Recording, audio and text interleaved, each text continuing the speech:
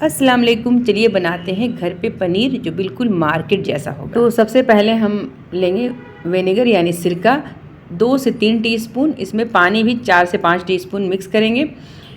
खौला हुआ दूध है, स्टोव को ऑफ़ कर देंगे।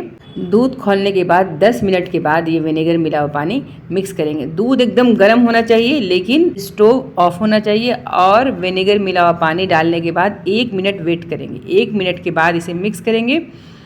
3 बैचेस में ये पानी हम डालेंगे, फिर पानी डाल देंगे, डाल करके फिर 1 मिनट के लिए वेट करेंगे। आप देख रहे हो ये दूध जो है करीब करीब फट सा गया है, मैं दिखा रही हूँ। देखिए छेना एकदम अलग हो रहा है। फिर अब क्या करेंगे, मिक्स करेंगे, धीरे धीरे मिक्स करेंगे और आप देख रहे हो फट गया है ये। अब सारा विनेगर मिला हुआ पानी डाल देंगे। आप चाहें तो विनेगर की जगह पे लेमन जूस भी डाल सकते हैं। और जब विनेगर डालेंगे तो पानी मिक्स करके डालेंगे। डायरेक्ट विनेगर डालेंगे दूध तो फट जाएगा लेकिन पनीर सॉफ्ट नहीं बनेगा, हार्ड बनेगा। अब एक बड़े बाउल में छन्नी रखेंगे, इसके ऊपर मसलिन कपड़ा रखेंगे, कॉटन का कपड़ा। इसमें सारा छेना को छान लेंगे, पानी बाउल में रहेगा। इस पानी को आप फेंकिए नहीं, इसको आप आटा गूंदने में या चावल में या दाल में, या नहीं तो ठंडा हो जाए तो गमले में डाल सकते हैं।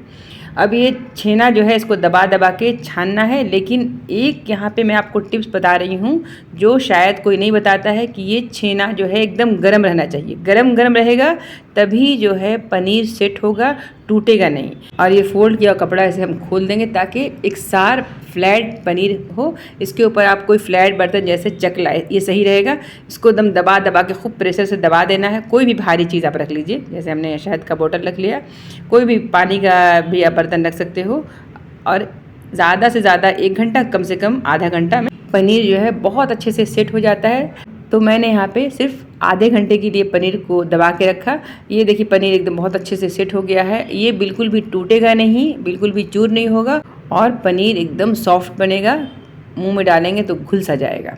तो ये आप टिप्स और ये रेसिपी मेरी ट्राई कीजिए। अच्छा लगे तो ज़रूर एक कमेंट कीजिएगा। अल्लाह हाफिज़।